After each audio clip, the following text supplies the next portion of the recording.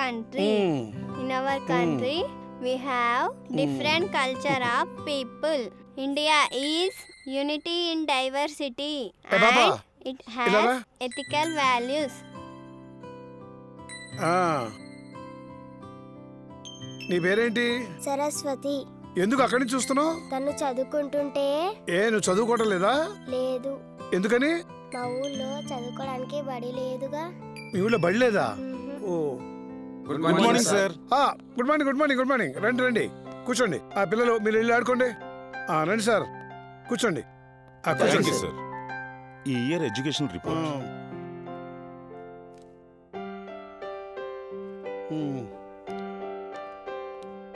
రింగా ring a roses pocket full of posies ఆయిషా ఉషా all fair.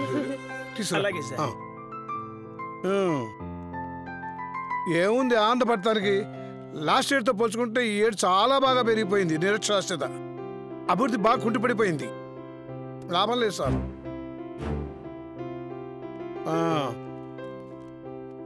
ఇదిగోండి సార్.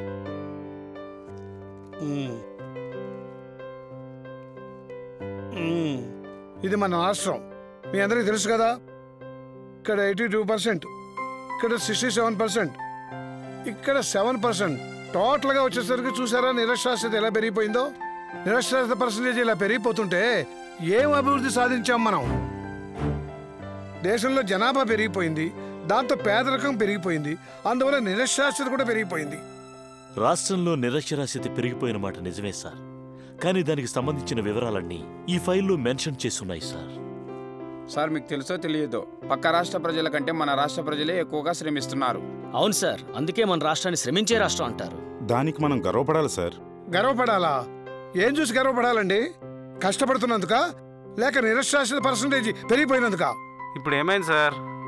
జిల్లాల వారీగా రిపోర్ట్స్ అన్ని బాగానే ఇచ్చాం కదా సార్. ఏ రిపోర్ట్స్ అండి అవి? బళ్ళు లేని గ్రామాలు, బళ్ళున్నా సరిగ్గా పాఠాలు చెప్పలేని ఉపాధ్యాయులు, కొన్ని గ్రామాల్లో అయితే చదువుకునేందుకు కనీస సదుపాయాలు కూడా లేవు. కరెక్టే సార్, కొన్ని గ్రామాల్లో స్కూల్స్ లేని మాట కూడా నిజమే సార్. పాఠాలు చెప్పే ఉపాధ్యాయుల్ని ఆ ఊరి పెద్దలు కొనేస్తున్నారు. కొత్తగా ఏవైనా చేయాలనుకునే మాలాంటి వారికి అడ్డుపడుతున్నారు. మమ్మల్ని ఏం చేయమంటారు సార్? ఏం చేయాలని నన్ను అడుగుతున్నారా? Or elementary student or a collector? దాంతోనే చిన్న విషయం వదిలేండి సార్. చదువుకోవడం జీవితంలో ఒక భాగం. చదువుకోవడం మన జీవితంలో భాగమే కావచ్చు సార్, కానీ చదువుకోవడం వల్ల మన జీవితంలో ఒక భరోసా ఏర్పడుతుంది. అందుకే ఓ మహానుభావుడు నేటి బాలలే రేపటి పౌరులు అన్నాడు. కానీ నేను నేటి యువతే రేపటి రాష్ట్ర భవిష్యత్తు పునాది రాళ్ళు అంటాను. ఇంకో విషయం, చీకటి పడితే గుడిసె చీకటితో నిండిపోతుంది. మనం దీపం వెలిగించామనుకోండి, అది వెలుగుతో నిండిపోతుంది.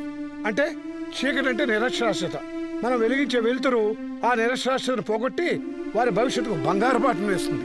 అదన్నమాట. For more updates, like, comment, subscribe to our channel. Hey darlings, గంటని click చేయడం మర్చిపోకండి.